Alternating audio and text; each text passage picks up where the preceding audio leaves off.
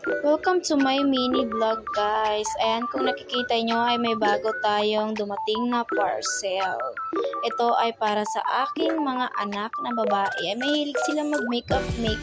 Ayan, kung nakikita nyo ay hindi ko pa mabuksan-buksan. For sure magugustuhan nila to. Ayan, dahil maingay ako masyado, nagising na.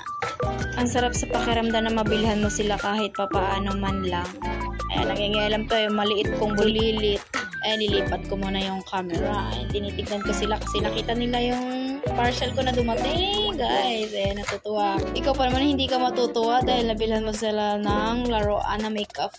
Ayan, pinapipili ko na yung panganay ko kung ano ang gusto niya dyan. Kung ano ang color na gusto. Ay, kung nakikita nyo ang aking maliit na bulilit ay nakikiitsoso na kung para ba sa kanya yan. Huwag ka mag-alala dahil may dumating din ako na order para sa'yo, anak. Pantay-pantay lang para pare-parehas. Walang away, walang gulo. Ayan, kung nakikita nyo ang aking bulilit at hindi mapakali sa kanyang kinabuhi.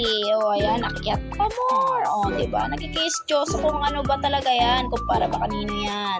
Ayan, tinatanong ni ate, malaki ba daw yan o maliit? Syempre, maliit lang yan, anak. Mahal yung malaki. Hindi natin kaya ang budget. Wala tayo pang budget doon. Ayan, nag-uumpisahan na yung dalawang magchismisan kung ano ba talaga yan at para at kanino. Sinabi ko na para sa kanila. Hindi sila naniniwala. Sinabi pa ng anak ko, bakit daw ako naka-video? Syempre, kailangan natin i-video, i-flex ba?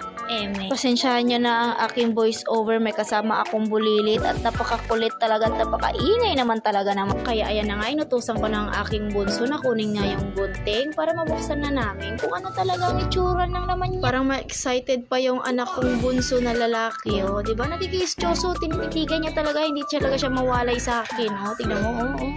Sige. Gusto niya pa siya mauna magbukas. O, ayan na sila. Nagguluguluhan na sila. Nung nakita nila yung laman, nagandahan nga. Sabi nga ng ate ko, wow, ang ganda naman yan, ma. Kaya tignan mo talaga yung bunso kong lalaki. O, tignan mo talaga yung tsura niya. Nakakagigil. Ang sarap talaga. May palunok-lunok pa yung bunso ko. Yan, nagwawala na. Hindi naman yan pagkain, anak. O, yan, excited pa siya talaga. Tignan mo talaga yung tsura niya. Nakakagigil. Ang sarap talaga ang kurutin. At sa bunso ko ng lalaki, ay binigay ko na nga lang yung karton ay ayaw niya. Nag-iyak-iyak na nga siya dyan. Tinignan pa niya paulit-ulit. O, gusto niya talaga yung may laman. Gusto niya talaga, hinabol niya pa yung ate niya. O, ayan, nagwala-wala na talaga siya. Paano ba yan? Ayan, pinakita ko na nga yung tsura nung. At yung isa ko naman ate na babae, ayan, natakpan niya na yung video. O, tuwang-tuwa nga sila na nakita nila kung ano yung tsura ng laman ng make-upan nila. O, kaya sabi ko nag-video ako. Paano na yung video natin? Wala na. Ayan, talaga gusto talaga ng bunso ko. Talagang gusto niya talaga ang kunin. Tingnan naman yan yung tsura ng bunso kong lalaki. O, tignan mo naman. Talagang gusto niya talaga. Siya talaga gusto niyang kunin talaga. Tignan mo, nag-iiyak niya. Hindi na mapinta yung itsura niya. Sabi niya, mama,